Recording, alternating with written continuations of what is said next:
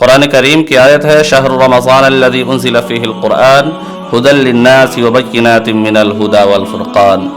اللہ تبارک و تعالیٰ نے اس آیت شریفہ کے اندر قرآن کریم کے بارے میں فرمایا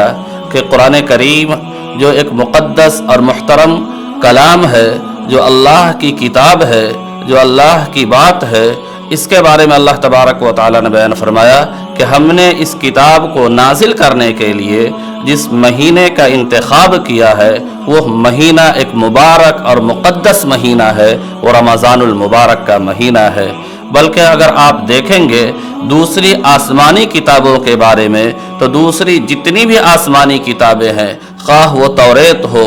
زبور ہو، انجیل ہو یا حضرت ابراہیم علیہ السلام پر نازل ہونے والے صحیفے ہو، ساری آسمانی کتابوں کو اللہ تبارک و تعالیٰ نے رمضان المبارک کے مہینے میں ہی نازل کیا ہے۔ تو اللہ تبارک و تعالیٰ نے فرمایا شہر رمضان الذی انزل فیہ القرآن، کہ رمضان المبارک کا مہینہ وہ مہینہ ہے جس میں قرآن کریم کو نازل کیا گیا۔ اور دوسری احادیث اور قرآن کریم کی دوسری آیت سے یہ بات اور زیادہ واضح ہے کہ اللہ تبارک و تعالیٰ نے قرآن کریم کو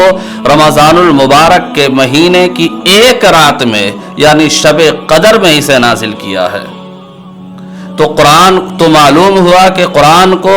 رمضان المبارک کی شب قدر میں نازل کیا گیا ہے۔ اب ایک سوال یہ پیدا ہوتا ہے کہ جب رمضان المبارک کے شب قدر میں قرآن کریم کو نازل کیا گیا ہے تو یہ جو ہم سنتے آئے ہیں کہ قرآن کو نازل ہونے میں 23 سال لگا ہے، یعنی کہ اللہ تبارک و تعالیٰ نے 23 سالوں کے عرصے میں قرآن کریم کو آہستہ آہستہ نازل کیا ہے، پھر اس کا کیا مطلب ہے؟ تو اس کا مطلب یہ ہے کہ اللہ تبارک و تعالیٰ نے قرآن کریم کو لوح محفوظ سے آسمان دنیا پر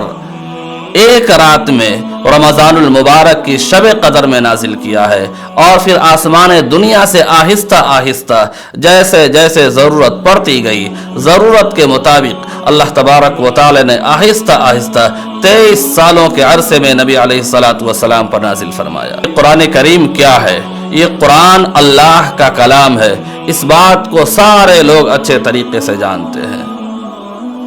اور یہ بات ہر شخص محسوس کر سکتا ہے اور سمجھتا ہے کہ کلام کے اندر جس کا کلام ہوتا ہے اس کا اثر ہوتا ہے،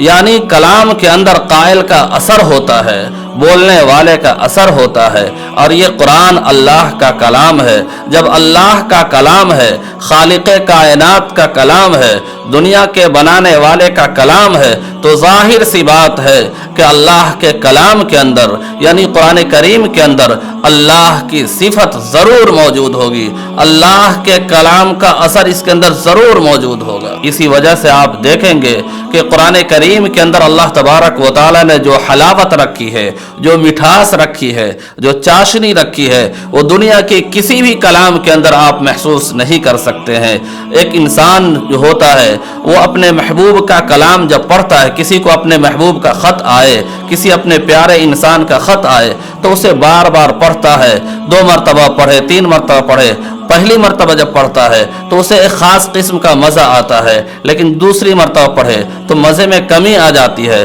تیسری مرتبہ پڑھے تو مزے میں اور کمی آ جاتی ہے، آہستہ آہستہ انسان اس خط کو پڑھنا چھوڑ دیتا ہے۔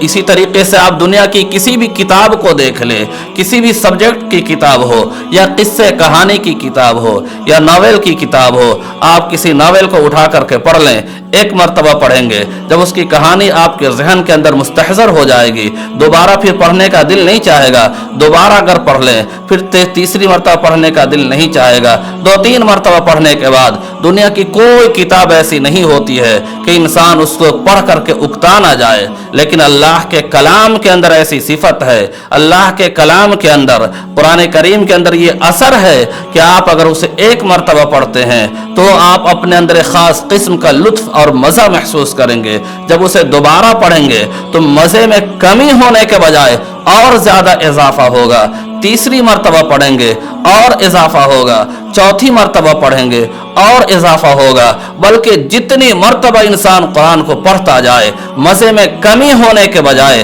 مزے میں اور زیادہ اضافہ ہی ہوتا چلا جاتا ہے. یہ صفت تو قرآن کریم کے اندر ہے ہی, یہ اثر قرآن کریم کے اندر تو ہے ہی, ساتھ ساتھ اللہ تبارک و تعالیٰ نے قرآن کریم کے ہر حرف پر 10 نیکی رکھی ہے. نبی علیہ الصلوۃ والسلام نے فرمایا کہ اگر کوئی شخص قرآن کریم کا ایک حرف پڑھتا ہے تو اس کے لیے 10 نیکی لکھی جاتی ہے. اور نبی علیہ الصلوۃ والسلام نے فرمایا کہ میں یہ نہیں کہتا کہ الف لام میم ایک حرف ہے, بلکہ الف لام میم کے اندر 3 حرف ہے. الف ایک حرف ہے, لام دوسرا حرف ہے اور میم تیسرا حرف ہے. یعنی اگر کوئی قرآن کریم کی صرف الف لام میم پڑھتا ہے تو اس کے لیے 30 نیکیاں لکھی جاتی ہیں. اس طریقے سے اگر انسان کوئی ایک پارہ پڑھ لے تو اندازہ لگائیں کہ کتنی نیکیاں اس کے لیے لکھ دی جائیں گی. اور پھر ایک حدیث شریف کے اندر نبی علیہ الصلوۃ والسلام نے فرمایا کہ رمضان المبارک کے اندر ہر نیکی کا ثواب 70 گنا بڑھ جاتا ہے. غیر رمضان میں انسان جب قرآن پڑھتا ہے تو اسے ایک حرف پڑھنے پر 10 نیکی ملتی ہے, لیکن وہی قرآن کریم جب رمضان میں پڑھا جائے تو اس کا 70 گنا اضافہ ہو جاتا ہے. یعنی 70 سے 10 کو ملٹیپلائی کر دے تو ایک حرف پڑھنے پر 700 نیکیاں ملتی ہیں. رمضان المبارک میں یہ معمول بنائیں کہ روزانہ ہمیں ہر حال میں ایک پارہ مکمل ضرور کر لینا ہے تاکہ ہمارے نامہ اعمال میں نیکیوں کا انبار لگ جائے.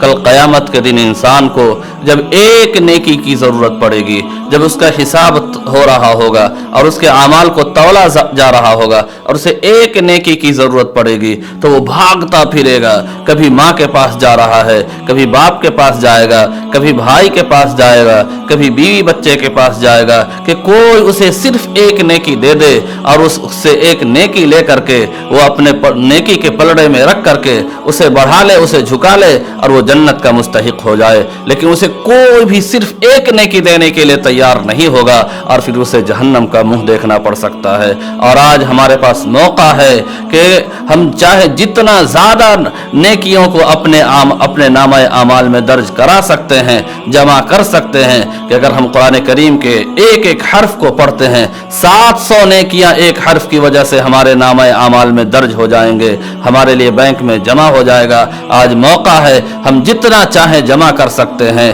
وہاں ایک نیکی کے لیے پھرنا پڑے گا, پछताنا پڑے گا, لیکن کوئی بھی ایک نیکی نہیں دے گا اور پھر اس ایک نیکی کی کمی کی وجہ سے جہنم میں جانا پڑ سکتا ہے.